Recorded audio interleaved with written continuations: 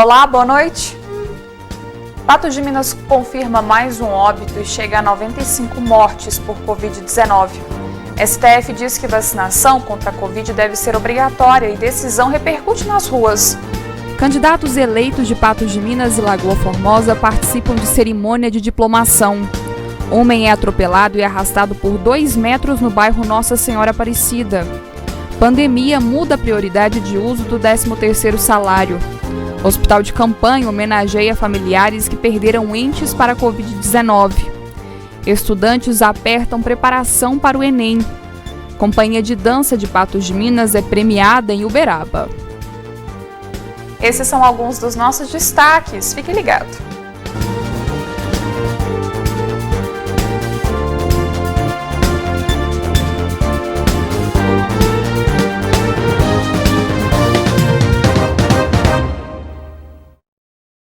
Um homem que dormia embaixo de um carro ficou gravemente ferido depois de ser arrastado e atropelado por aproximadamente 2 metros. O acidente aconteceu na manhã desta sexta-feira na Rua dos Boiadeiros. A vítima tem 44 anos. Ela acabou sendo arrastada por aproximadamente 1,5 metro por um carro. Tudo aconteceu na Rua dos Boiadeiros, no bairro Nossa Senhora Aparecida, aqui em Patos de Minas. Ao meu lado está a doutora Nayane, ela que é médica aqui do SAMU. Doutora, como então tudo teria acontecido? Então, certo, nós tivemos uma solicitação aqui, né, no SAMU. Assim que teve o chamamento da ocorrência, nós já descemos até o local, até o endereço, né? E assim, o que os informantes falaram era que tinha sido um atropelamento, que o rapaz estava debaixo do carro, né? E com muito sangramento. Ao chegar no local, nós deparamos com já o carro não estava lá mais, né? Já estava fora do local, mas o que o pessoal falou para nós era que ele tinha deitado, né, debaixo do carro para pegar uma sombra, para dormir mesmo, e aí a moça foi dar partida e acabou arrastando ele alguns metros, né? Doutora, quais foram os ferimentos possíveis naquele primeiro atendimento ali prestado por vocês, que vocês acabaram constatando? Então, nós chegamos, ele estava consciente, orientado, né? A gente fala Glasgow 15, né?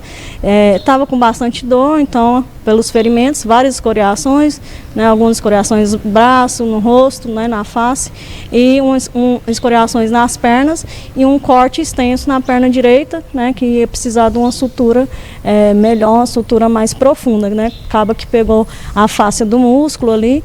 Então, nós já pegamos, fizemos mobilizações, né, tudo procedimento segundo o protocolo, né, de trauma. E aí já levamos ao HRAD, né, que é a nossa referência em trauma, mas o paciente estava tranquilo, não estava inconsciente e não apresentou hemorragias externas, né, otorragia e epistaxe, que são as hemorragias nariz e ouvido, né, então o sinal bom que não tinha TCE. Doutora, um detalhe é que algumas informações sobre esse homem de 44 anos foram passadas por vocês. Ele é um homem já conhecido naquela localidade. Isso, os moradores todos já conhecem ele, né? Ele já fica ali na redondeza, a gente não sabe se ele mora por ali, né? Não foi passado para nós, só que ele estava ali na rua perambulando, mas ele já é conhecido pessoal, o pessoal ajudou bastante ali a comunidade no local, até a equipe chegar. Então deram um apoio bom lá também para nós. Tá certo, doutora. Muito obrigado pelas informações. Aqui, Matheus Borges. O homem foi identificado como Ronaldo Rosa, de 44 anos. A conta de luz continuará cara em 2021. É que ficará na bandeira vermelha ao longo de todo o ano, de acordo com o presidente do Banco Central, Roberto Campos Neto. A bandeira vermelha representa uma cobrança adicional na conta de luz. A cada 100 kWh consumidos, o consumidor paga R$ 6,24 mais. A justificativa para manter a bandeira tarifária no vermelho é a escassez na produção de energia das hidrelétricas por causa da falta de chuvas e também aumento do consumo. O governo havia congelado as tarifas em maio devido à pandemia, mas no mês passado voltou a utilizar a bandeira vermelha, a mais cara do sistema elétrico. A energia, ao lado do preço dos alimentos, tem pressionado o custo de vida da população. Depois do intervalo, o Hospital de Campanha homenageia familiares que perderam entes para a Covid-19 e pandemia muda a prioridade de uso do 13º salário.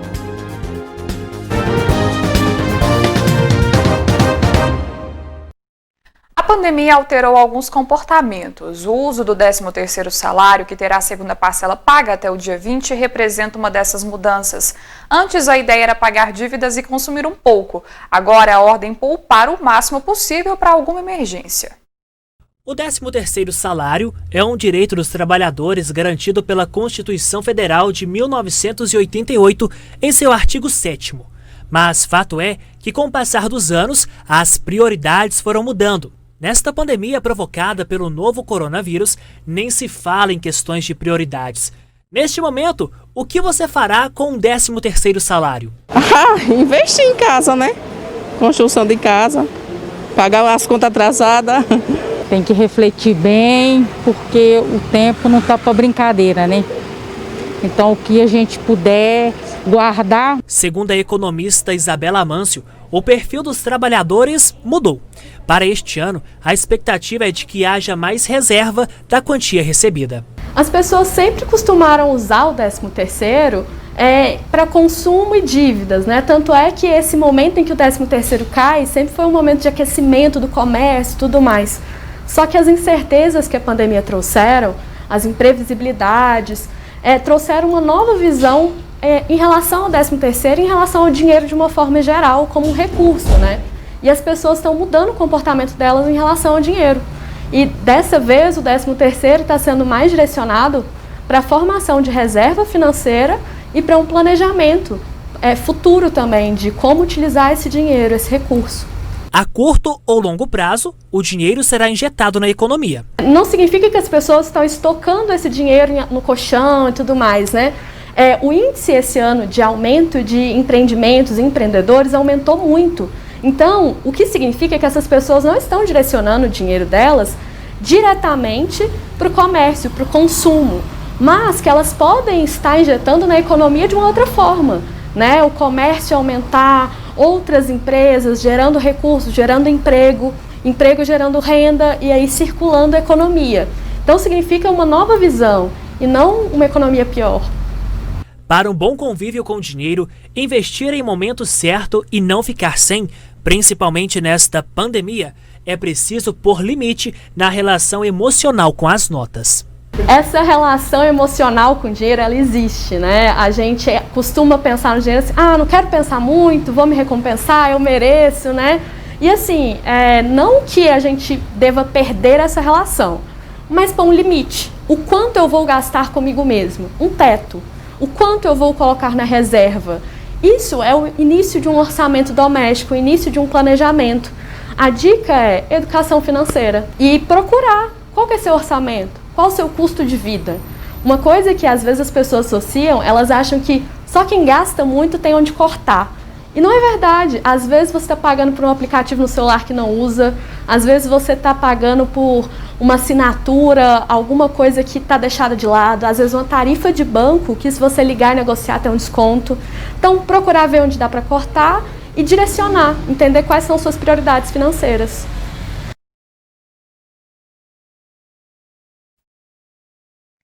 A equipe do Hospital de Campanha de Patos de Minas realizou na tarde desta quinta-feira uma missa e um culto ecumênico em homenagem às mais de 20 vidas perdidas pela Covid na unidade. Houve muita emoção nessa celebração. Flauzina Martins Santana, Divina Maria da Cunha, Maria Aparecida Correia, Osvaldo Bento Rodrigues. Esses são alguns dos mais de 180 mil nomes de pessoas que perderam a vida durante a pandemia do novo coronavírus. Uma corrente de pessoas em oração. Aqui estão enfermeiros, técnicos de enfermagem, fisioterapeutas, médicos e assistentes sociais, sem contar o restante da turma que ajuda a manter o hospital funcionando. Nas cadeiras, a família daqueles que já se foram sem ao menos dizer adeus. Toda essa homenagem, que veio através de um culto ecumênico, acompanhado de uma missa para as famílias das vítimas, aconteceu aqui no Hospital de Campanha. Desde que está aberto, 22 pessoas passaram por aqui, estiveram em estado mais grave. Infelizmente, não resistiram e acabaram falecendo. Ao todo, em Patos de Minas, o número já se aproxima de 100 pessoas que foram vítimas da Covid-19. Aqui, por exemplo, são várias famílias que estão arrasadas.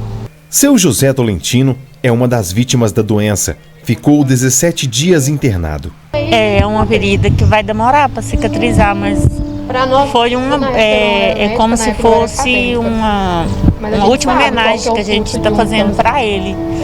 Porque ele gostava muito desse pessoal daqui, sabe? Então tá doendo muito, mas tá sendo uma forma de agradecimento a eles, agradecimento que ele não pôde agradecer. Esse outro paciente é um dos sobreviventes. Porém, a esposa dele não teve a mesma sorte. Os dois se internaram quase na mesma época. Ele ganhou alta e ficou sabendo da morte da esposa só 6 dias depois. Acabei de sair do hospital, a Elane me deu a notícia. Aí, pra mim, o mundo acabou. Eu fui pra casa, passei uma noite em casa, só voltei para o hospital de novo. Fiquei mais 12 dias internado. Eu fiquei sabendo que ela tinha morrido, passei mal de novo, voltei. E aí eu fiquei entre a vida e a morte também. Ninguém achava que eu não saía daqui. Mas graças a Deus, essa equipe desse hospital aqui, todos eles, especialmente Tarcísio e a Elane, são 2 pessoas especiais na minha vida. Que eu acho a base de Deus. Se não fosse os funcionários aqui desse hospital, eu não estaria aqui hoje conversando com você. A única lembrança que sobrou de Ricardo, marido de Isabel, foram as fotos ao lado da esposa em encontros de motos. Ricardo tinha 58 anos e ficou 40 dias internado. A esposa até que preparou uma recepção com os amigos no dia da alta. Porém, o quadro clínico agravou e Ricardo faleceu 1 dia depois. Ele já estava conversando com a gente por vídeo, né? Ficou entubado 19 dias, depois ele foi para tráqueo. Aí a gente já estava conversando, ele foi para a enfermaria, saiu do CTI, deu para a gente ficar com ele 3 dias. No primeiro dia que ele foi para o quarto, eu liguei para todos os amigos dele, chamada de vídeo, ele conversou com todos eles, sabe? Aí, sexta-feira, ele começou a piorar novamente, até o médico me falar que ia ter que entubar novamente. Isso devido a um fungos que ele adquiriu no pulmão. E aí, a pneumonia veio muito forte, sabe? Generalizada. Mas tudo é sequela do Covid. O assistente social do hospital diz que viveu a tristeza ao lado da família e das vítimas. As famílias elas sofreram bastante nesse período, né, que o paciente esteve aqui internado em isolamento. E eu pude aqui, enquanto profissional, poder ouvir tanto o paciente quanto o familiar. Sou privilegiado por esse motivo, então percebi também essa necessidade que a família tem de estar recebendo uma homenagem pelo seu ente querido que partiu. Né? Além dos enfermeiros, técnicos e fisioterapeutas, Sara também conhecia um por um daqueles que se foram. Muitas me surpreendi achando que iriam sobreviver. E muitas chorei por saber que morreram. Teve um especial que foi difícil de aceitar. Bem difícil. Fiz vídeo com ele no celular, dele conversando comigo. No fim, só sofrem de verdade as pessoas mais próximas das vítimas.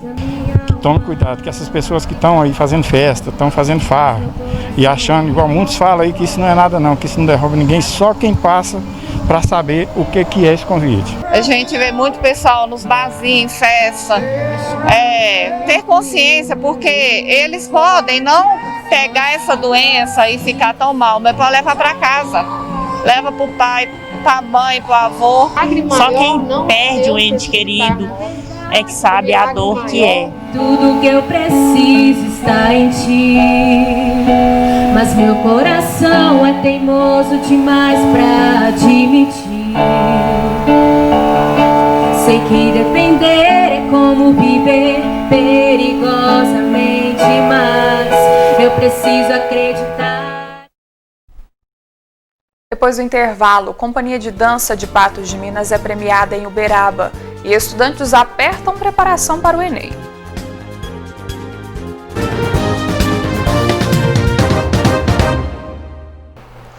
Você vai conhecer agora a companhia de dança Supremo Estilo de Patos de Minas, que tem colecionado bons momentos, mesmo em meio à pandemia.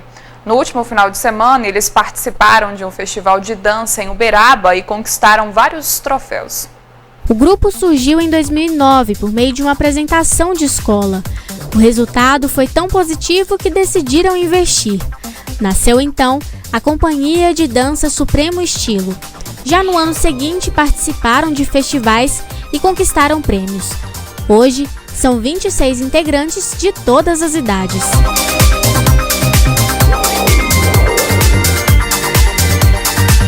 De todas as idades, somos 26 dançarinos, temos os projetos dos meninos pequenos, né, de 5 a 12 anos, e temos a de idade máxima, tem as pessoas de 66 anos que praticam dança com nós, e como se diz, de todas as idades está aqui praticando com a gente. Como se diz, as portas estão abertas para qualquer idade, para qualquer pessoa. O trabalho é todo voluntário. Muitas vezes, para participar dos festivais, a equipe precisa levantar a quantia para custear a viagem por meio de rifas, por exemplo, como foi feito no último festival que participaram, em Uberaba. Nosso grupo funciona todo com trabalho voluntário, então a gente sempre que precisa de ir para um evento, algo assim, a gente tem que estar promovendo promoções, né, fazendo as famosas rifas, bingo. Esse agora a gente teve que fazer a rifa para arrecadar o dinheiro do ônibus, porque senão não tinha como a gente ir. No início da pandemia, o grupo teve que parar com os ensaios e somente aos poucos tiveram o espaço de dança reaberto e puderam retomar com as atividades. Quando souberam do festival, tiveram apenas 2 semanas para criar uma coreografia e ensaiaram pesado para conseguirem participar. Foi uma semana, 2 semanas no caso, muito corrida, muito preparativas também, muito esforço físico de todo mundo, muita dedicação de todos. Porque, assim, para um festival a gente é acostumado a preparar de 3 a 6 meses de preparação para um único festival. Então, tipo assim, uma coisa de 2 semanas é uma coisa que foi um achado até para a gente mesmo. Foram 26 apresentações, presenciais e online.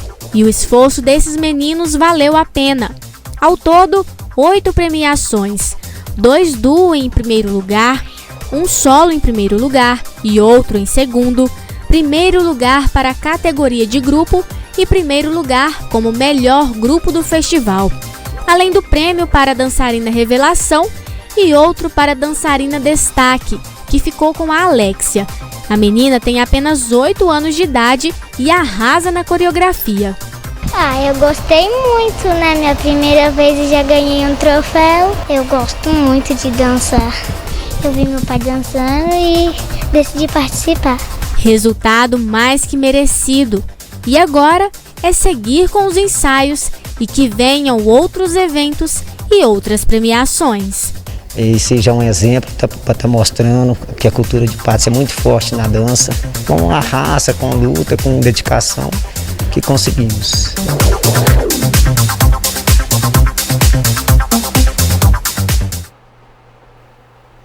5.600.000 estudantes farão o Enem de 2020 em 2021.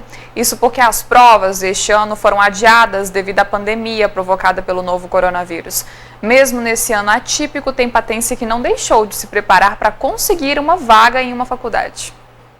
Com um olhar atento, fazendo suas anotações e focado em conseguir vaga no curso de Relações Internacionais por meio do Enem, a Aline se prepara para realizar a prova presencial do exame.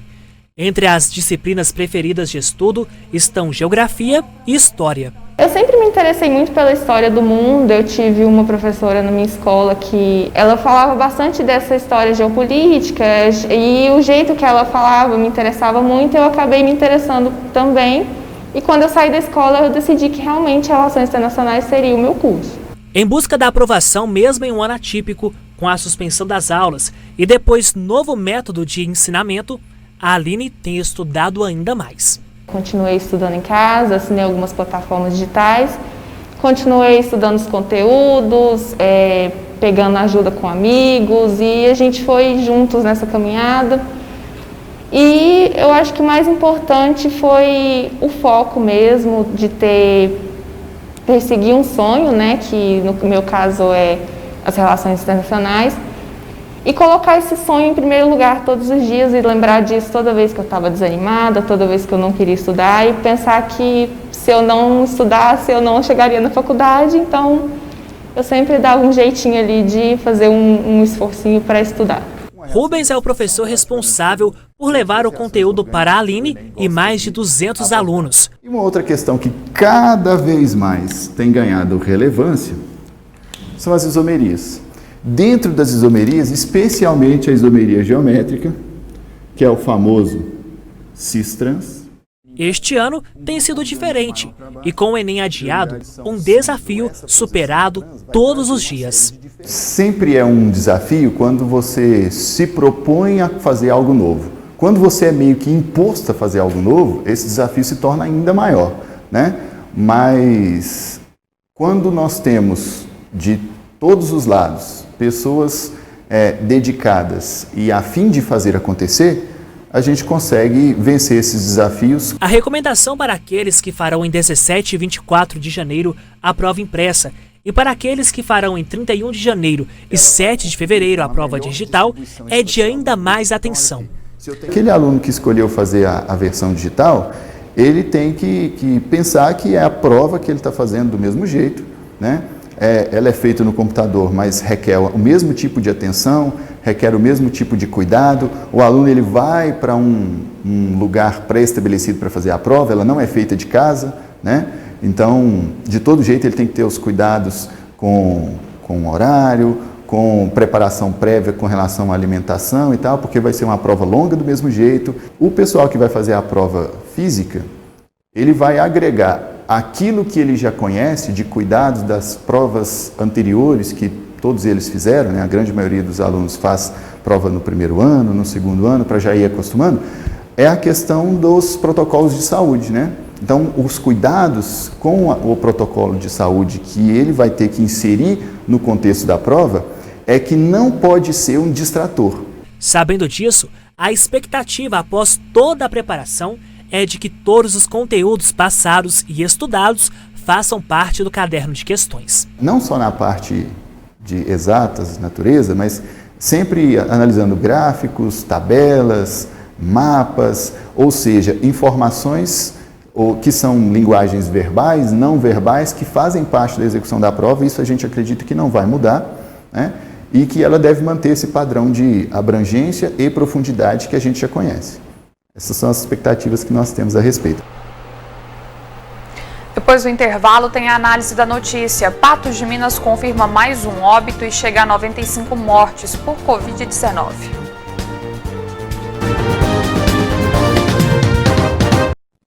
E agora é a hora de comentar as principais notícias de Patos de Minas e região desta sexta-feira no quadro Análise da Notícia. Comigo hoje o jornalista Odair Cardoso. Oi, Odair, boa noite, tudo bem? Oi, Jéssica, boa noite para você, boa noite a todos. Vamos lá então com os principais fatos aí para a gente analisar essas notícias. Nessa sexta-feira, estamos chegando no fim de ano, hein, Jéssica? Odair, faltam poucos dias aí para o final de 2020, a gente aguarda acabando com ansiedade o 2021, né? É verdade, tá acabando, hein? Bom, a gente começa a análise da notícia dessa sexta com o enfrentamento à pandemia. A gente coloca na tela aqueles dados aqui de Patos de Minas para a gente entender como tem sido a evolução da doença nas últimas 24 horas. Bom, daí, infelizmente, o que chama a atenção logo de cara é que a gente tem mais um óbito confirmado e nessa semana foi um número que chamou a atenção, né? Pois é, Jéssica, nos últimos 5 dias tivemos aí 4 pessoas, né, falecidas em decorrência da Covid, datas muito próximas, né, de 12, 14, 15, 18, né, no caso. Hoje também tivemos aí, nessa data dia 18, com essas mortes muito próximas, né, com esses óbitos de Covid, o que fez chegar a marca de 95 pessoas que faleceram em decorrência da Covid-19. Esse comparativo aí, Jéssica, é bom ficar muito atento, porque aí a gente está sempre de olho nessa estrutura hospitalar, né? E já falando disso, por exemplo, se a gente for analisar dos casos de internados de ontem para hoje, a gente saltou de 26 para 33, UTI a gente manteve 10, ou seja, há um uso de UTI muito grande. Aí na rede pública a preocupação também é grande, apesar que agora tem um alívio com a questão do regional voltando a atender aí, fazendo os atendimentos de Covid depois de mais de 15 dias, né, paralisado. A gente vai analisar ali, por exemplo, que os casos tratados, graças a Deus, muita gente tem se recuperado. Pulou de 3.291 para 3.364. Até o momento nós temos essa quantidade aí, 87,02% de percentual de cura. Recuperam em casa, esse é um número que também ele flutua, né, de 414 para 373 e flutua de acordo com os casos que vem acontecendo.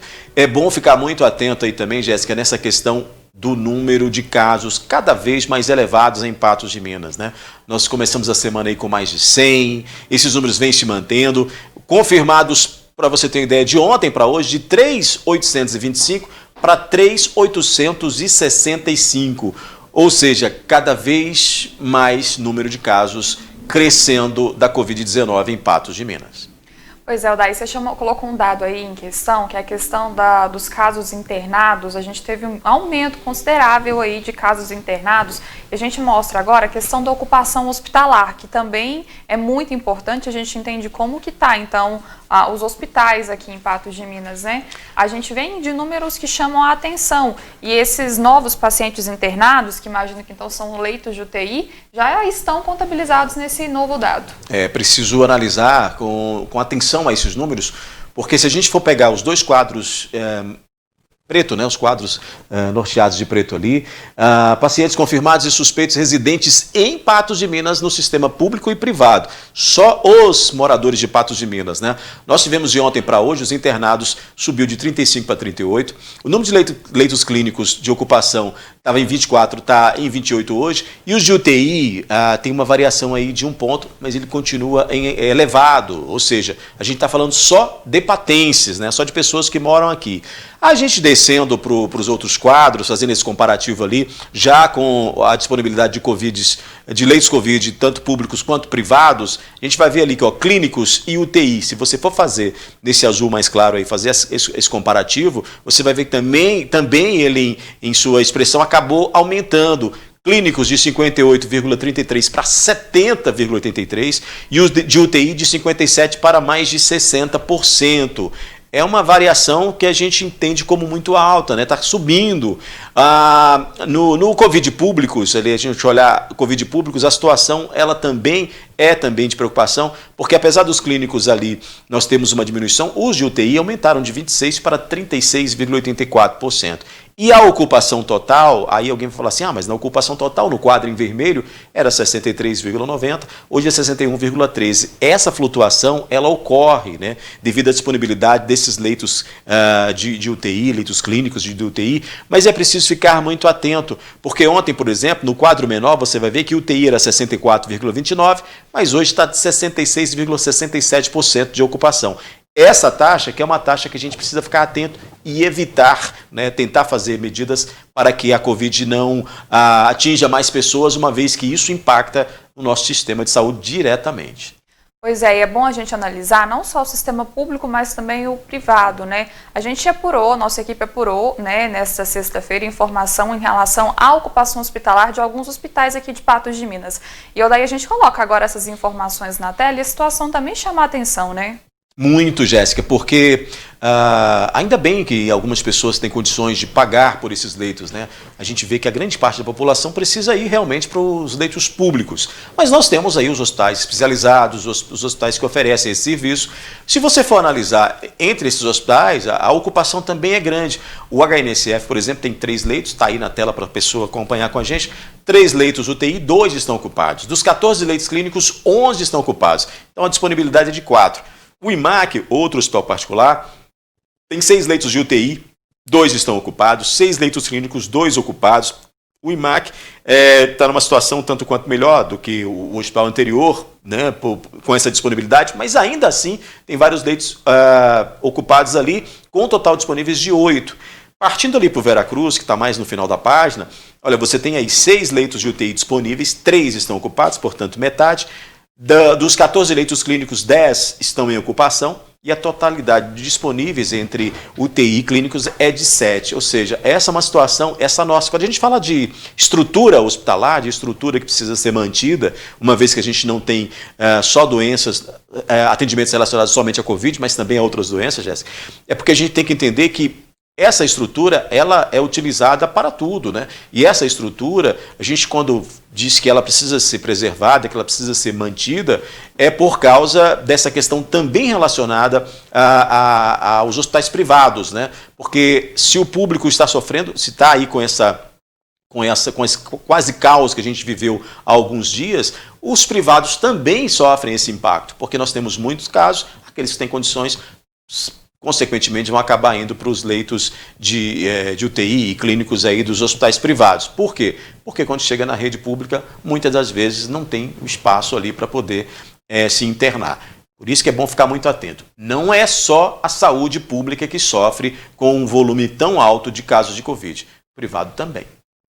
Bom, Odair, o Supremo Tribunal Federal decidiu que a União, estados e municípios podem adotar medidas para obrigar a população a se vacinar contra o coronavírus. Para a ampla maioria dos ministros, o poder público não pode forçar fisicamente as pessoas a se imunizar, mas os governos poderão adotar sanções indiretas, como proibir os vacinados de frequentar certos lugares ou exercer determinadas atividades. Mas o que será que o povo achou dessa decisão? A gente mostra agora. Eu acho que tem que ser obrigatório. E você pretende tomar? Já está ansiosa para receber a dose? Pretendo tomar, já estou ansiosa para receber a dose, sim. Nós que tem problema, que eu tenho problema de saúde, se eu não tomar, eu estou correndo risco, então eu vou tomar. E se eu, como diz os caras, tem problema de saúde, vou tomar, quem não tem problema de saúde ficar sem tomar e pegar o vírus, vai me contaminar do mesmo jeito, né? Então acho que é obrigatório todo mundo tomar vacina. Ué, eu também é a mesma coisa, né? Porque eu tô só esperando. Ela saiu, eu sou que eu tô doidinho para tomar, né? Porque é uma coisa boa demais que vai ser. Tem que ser obrigatório, 100% tem que tomar mesmo. A população tem que imunizar, né, contra a doença, porque não adianta só uns tomarem e os outros não, porque aí não vai ter a imunidade, né, se todo mundo não tomar. Obrigatório eu acho que ela não devia ser, porém, eu acho que para maiores o grupo de risco devia ser obrigatório, para criança também. Agora quem não quer tomar, beleza, mas eu ainda acho que tinha que tomar, pelo bem da saúde de todos. E você, pretende tomar? Vou tomar, lógico. Bom, daí essa decisão do STF tem repercutido nas ruas e é sobre isso que a gente fala agora com a doutora Simone Letícia, que é advogada e estudiosa nessa área da saúde. Fala com a gente agora ao vivo. Boa noite, doutora Simone, tudo bem? Boa noite, tudo bem? Como vocês estão? Tudo jóia. Antes de tudo, doutora, de fato, o que significa essa decisão do STF? Bem, na realidade, é um conjunto de ações diretas de inconstitucionalidade, o que nós chamamos de ADIs, e que se tratam exclusivamente de vacinação contra a Covid-19. Existe ainda um recurso extraordinário com agravo em que se discute os direitos, a recusa à imunização por convicções filosóficas ou religiosas. Como você mesmo disse na matéria inicial, o Estado ele pode determinar aos cidadãos que se submetam compulsoriamente à vacinação contra a Covid-19, já prevista na Lei 3.979 de 2020.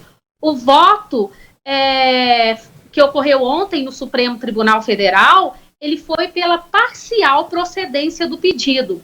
Isto quer dizer, em linhas gerais, que o Estado pode impor aos cidadãos que se recusem à vacinação as medidas restritivas já previstas em lei, quais sejam multa, impedimento de frequentar determinados lugares, fazer matrículas em escolas, mas não pode fazer a imunização à força. Em linhas gerais, o voto foi nesse sentido, de relatoria do ministro Lewandowski.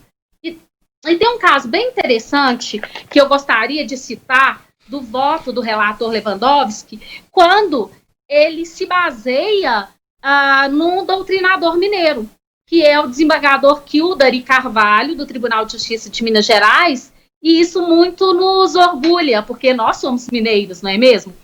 E o relator Lewandowski, ao citar o desembargador Kildare Carvalho, ele diz o seguinte: o direito à saúde, ele não se resume apenas na medicina curativa, mas ele inclui a medicina preventiva. A medicina preventiva, ela exige uma política social e econômica adequada que esclareça e eduque a população, além de promover higiene, saneamento básico, condições de moradia, campanhas de vacinação, dentre outras ações. Portanto, de acordo com essa decisão, tem que ser aplicada a medicina preventiva, certo? Ok. Odaí, alguma pergunta? Doutora, a gente está em meio a um estado de calamidade, né? Nós estamos aí numa calamidade pública, né? A doença atingindo o mundo todo. Essa decisão do STF não vem de encontro com também a leis anteriores ou outras determinações de que em meio a uma situação como essa as pessoas têm que ser obrigadas ou têm que ser aí determinadas para que elas se vacinem? Existe isso, um precedente como esse? Sim, existem inúmeros precedentes.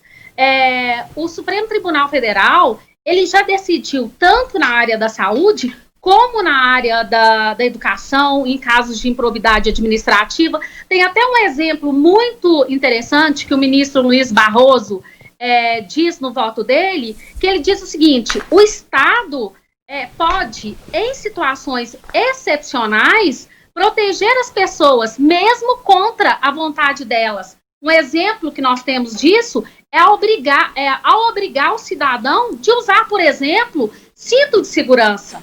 Diante dessa pandemia que nós estamos vivendo, é cabível sim a intervenção do Poder Judiciário, visando a efetivação do direito à saúde, sem que haja a ofensa à separação dos poderes, principalmente diante da omissão do governo federal e a necessidade de implantação de políticas públicas adequadas. Isso basta nós observarmos que decorre do mínimo existencial. A ministra Carmen Lúcia, ela foi muito feliz quando ela disse o seguinte: a Constituição, ela não garante liberdade às pessoas para que elas sejam soberanamente egoístas. Ou seja, deve prevalecer o direito à saúde coletiva em detrimento do direito individual. Então, a coletividade, ela deve prevalecer sempre. E, na realidade, vacinar é um ato solidário. Eu tenho que me preocupar também com outro, eu tenho que me preocupar com a coletividade. O Estado, ele tem o dever de fornecer a vacina. E eu, como cidadã, eu tenho a obrigação de me vacinar. Esse é meu posicionamento a respeito e que foi também bastante citado nesse sentido pelo ministro Alexandre de Moraes. Doutora, a gente vive uma situação parecida no sentido de ser obrigado, não obrigatório por lei, mas assim, ter que fazer essa vacinação. Hoje a gente vê muito isso. Para poder viajar, né, para entrar em outro país, tem que estar com o cartão de vacina em dia. Para poder conseguir um emprego, a empresa exige que você esteja com o cartão de vacinação em dia.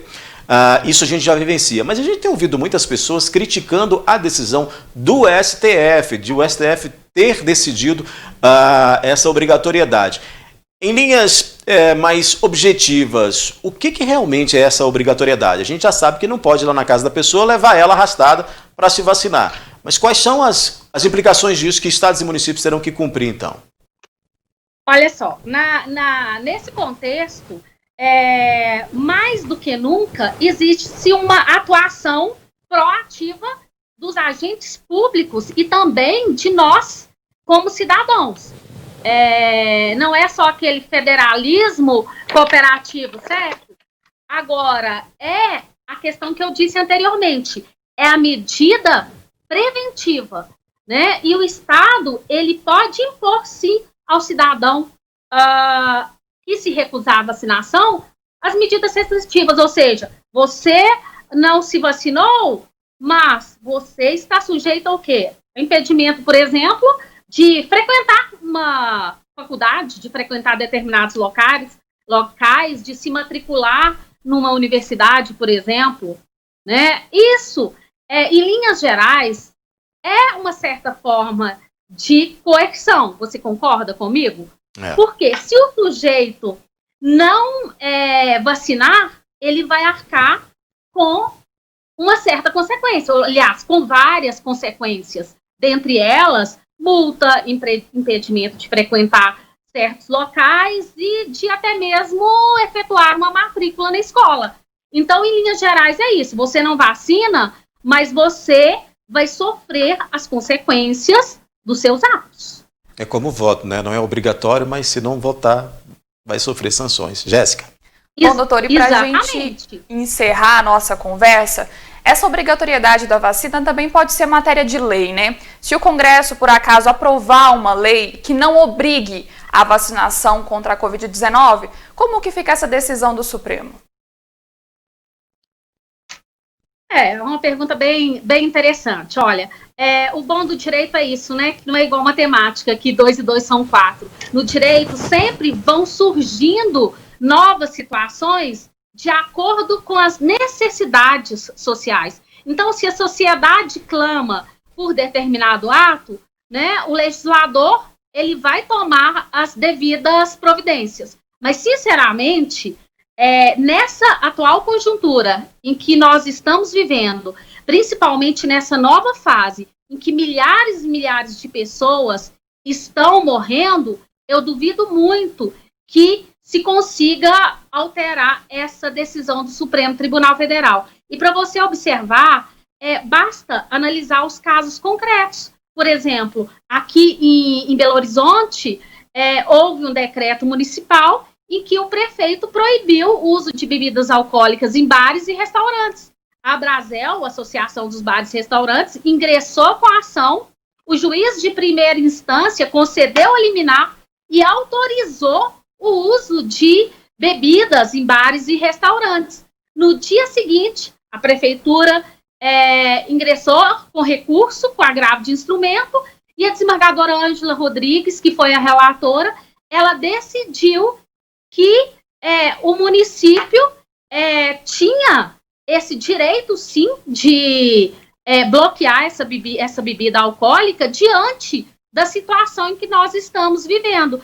Então, ou seja, a desembargadora concedeu a liminar ao município de Belo Horizonte e voltou-se ao status quo, ou seja, agora está terminantemente proibido, através de liminar, o uso de bebidas alcoólicas em bares e restaurantes em Belo Horizonte. E ainda nós citamos exemplos de São Paulo, que tem casos bem parecidos, a questão de Búzios, que ocorreu, que foi assustador, que muitos assustaram, porque é a questão do lockdown, de fazer com que as pessoas saíssem de Búzios em 72 horas. Essa liminar foi derrubada ontem. Então, nós podemos verificar que, diante dessa atual conjuntura de Covid, da pandemia Covid-19 que nós estamos vivenciando, o judiciário está intervindo cada vez mais na vida do cidadão brasileiro. Bom, doutora Simone, muito obrigada pela participação no NTV News de hoje, por todas as informações. Eu agradeço, estou sempre à disposição de vocês. Muito obrigada. Bom, Daíri, a gente vai agora para um rápido intervalo, daqui a pouquinho a gente volta.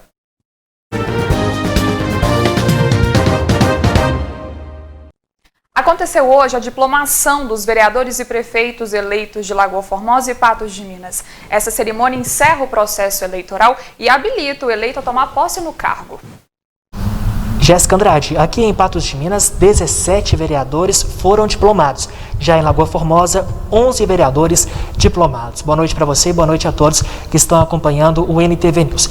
Esse ano, Jéssica Andrade, a diplomação foi um tanto quanto diferente dos anos anteriores. Isso por causa da pandemia provocada pelo novo coronavírus. Diplomados agora, prefeitos, vice-prefeitos e também vereadores estão prontos para o dia 1º de janeiro, quando então ocorrerá a posse de mandatos deles. É um momento de muito trabalho, eu diria até de mais cansaço mental do que a campanha, porque a campanha você já tem as suas ideias, o que vai ser dito e passado para a população, você já tem as suas propostas, então é uma descarga física, um cansaço mais físico. Nesse momento a gente fica um pouco mais cansado do ponto de vista mental, porque tem que montar a equipe, fazer as melhores escolhas para o povo de Patos de Minas. Nós temos que fazer a transição, e aí é bom lembrar que a transição desse ano é a transição mais curta da história, em virtude da mudança da data da eleição, então o prazo fica muito curto. Mas com muito trabalho, trabalhando sábado, domingo, a gente tem feito um bom levantamento da situação do município, um diagnóstico muito completo, e eu estou muito satisfeito também com a montagem da equipe. Acho que nós vamos fazer, a partir do dia 1º de janeiro, um bom trabalho e honrar a expectativa da população. Com certeza os desafios são vários, virão de um a um, e nós temos que resolver os problemas, né? Logicamente que nós não damos conta de resolver todos de uma vez só, mas nós vamos tentando de um por um, que o tempo às vezes é curto, mas em busca do que é bom para o povo, em busca do que é bom para a cidade, de uma cidade do tamanho da Lagoa Formosa, nós precisamos fazer a diferença e fazer as coisas acontecer. Esse é o nosso lema, a saúde é a fonte principal que nós trabalhamos, e vamos trabalhar em busca de vários recursos para fazer a diferença para a cidade do Alto Paranaíba. A Lagoa Formosa pertence a uma delas, e nós estamos lá para representar o nosso povo e representar com muita satisfação. Nós também conversamos com o vereador eleito pela segunda vez aqui em Patos de Minas, Mauri da JL. Segundo ele, as expectativas são as melhores possíveis para o próximo ano, mas claro, com o pensamento em concluir este ano de 2020. Já para 2021 e os próximos anos, alguns projetos também já estão sendo traçados. As ações estão aí, esse próximo mandato aí, às vezes se eu conseguir realizar as ações que nesse mandato eu entrei assim com projetos, atuações, vou ser muito satisfeito e sentir realizado nos próximos 4 anos aí. Agora fica-se a expectativa para os próximos anos, uma vez que das 17 cadeiras que eram ocupadas, 4 permaneceram como estavam e 13 serão de pessoas novas na Câmara Municipal aqui de Patos de Minas. Mudança também de prefeito e vice-prefeito da Prefeitura aqui de Patos de Minas. Matheus Borges para o NTV News. Bom, Daíra, essa cerimônia é um reconhecimento da Justiça Eleitoral. O próximo passo agora é a posse, mas até lá esse pessoal todo tem muito trabalho, né? Muito trabalho, até porque esse período de transição, como o prefeito eleito disse aí, é bem curto. A diplomação é justamente para encerrar definitivamente aquele período eleitoral, né, que se tem aí em todos os anos eleitorais. A diplomação encerra. A Justiça Eleitoral cumpriu o seu papel e agora é aguardar justamente a posse, né, 1º de janeiro aí, para os novos eleitos. Lembrando que essa foi uma diplomação muito diferente, né, Jéssica, de outros anos, com restrições, só podia cada candidato eleito levar apenas um, para não ter aglomeração, né, para evitar a disseminação por causa da Covid-19. Bom, daí, e ontem nós mostramos aqui no NTV News que o vereador Bosquinho usou a tribuna livre da Câmara dos Vereadores de Patos de Minas para fazer uma denúncia, né, acerca do processo seletivo utilizado pelo prefeito Falcão para a escolha dos secretários de governo, né? Hoje Matheus Borges questionou o prefeito eleito sobre esse assunto e a gente mostra agora.